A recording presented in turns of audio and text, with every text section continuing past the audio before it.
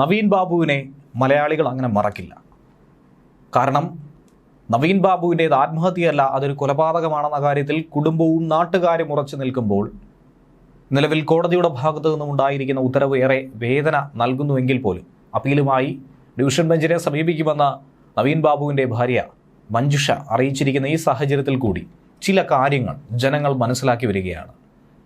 കുറച്ചു കാലം പിന്നിലേക്ക് പോയാൽ അന്ന് പി ദിവ്യ ജയിലിലായിരുന്ന സമയം, അന്ന് പി ദിവ്യയെ കാണാനും ജാമ്യം ലഭിച്ച കാര്യം എടുത്തു പറയാനുമായി എം വി ഗോവിന്ദൻ്റെ പാർട്ടി സെക്രട്ടറിയുടെ ഭാര്യ കെ ശ്യാമള അന്ന് ജയിലിലെത്തിയതും ഒപ്പം മറ്റ് കണ്ണൂരിലെ പ്രമുഖ CPM നേതാക്കൾ എത്തിയതുമൊക്കെ തന്നെ വാർത്തയായി മാറിയിരുന്നു.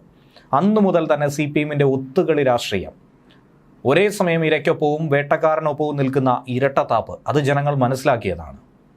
ഇത് സ്ഥിരം പല്ലവിയാണ്, സ്ഥിരം പ്രവൃത്തിയാണെന്നുള്ള മറ്റൊരു ഉദാഹരണം കൂടിയാണ് നൽകുന്നത്. ഒരു മനുഷ്യത്വപരമായ സന്ദർശനം നടത്തിയ പി ദിവ്യയും PK ശ്രീമതിയുമാണ് ഇത്തവണ മാധ്യമങ്ങളിൽ നിറയുന്നത്.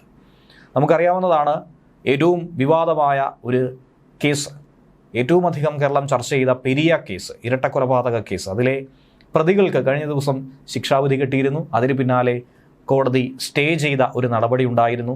ഈ സംഭവത്തിൽ ജയിലിലെത്തി പ്രതികളെ നേരിട്ട് സന്ദർശിക്കുകയാണ് പി ദിവ്യയും PK ശ്രീമതിയും. ഇതിനിടയിൽ ഈ വിവരം പുറത്തു പോയതിലുള്ള അതൃപ്തി അടക്കം മാധ്യമങ്ങളുടെ മുകളിലേക്ക് കാട്ടുകയാണ് ചില അധികൃതർ.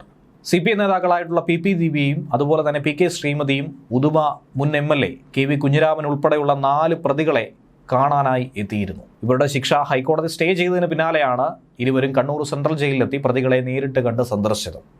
4 പ്രതികളും ജയിലിൽ നിന്ന് പുറത്തിറങ്ങുമെന്നുള്ള കാര്യം ഉറപ്പായി കഴിഞ്ഞു.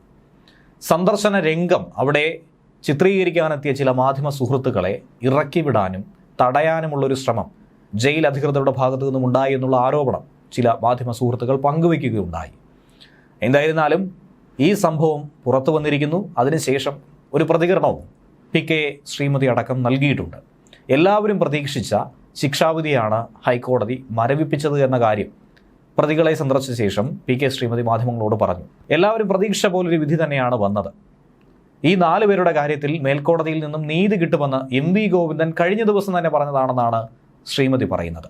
അതായത് ഓരോ കേസിലും ഓരോ വിഷയത്തിലും MV ഗോവിന്ദനാണോ കോടതി എന്നുള്ള ചോദ്യം പലരും ചോദിക്കാറുണ്ട്. കാരണം ഒന്നിലധികം വിഷയങ്ങൾ ഇതിനു മുൻപ് തന്നെ എടുത്തു പറയേണ്ടതായിട്ടുണ്ട്. അതുകൊണ്ട് തന്നെയാണ് കണ്ണൂരിലെ സംഭവമായതുകൊണ്ട് തന്നെയാണ് നവീൻ ബാബുവിൻ്റെ വിഷയവും ഇത്തരത്തിൽ പറയുന്നത്. അതിൽ കുടുംബത്തെക്കാൾ ഉപരി തീരുമാനങ്ങൾ എടുക്കേണ്ടതും CBI അന്വേഷണം വേണമോ വേണ്ടയോ എന്ന് തീരുമാനിക്കുന്നതും MV ഗോവിന്ദനാണ്.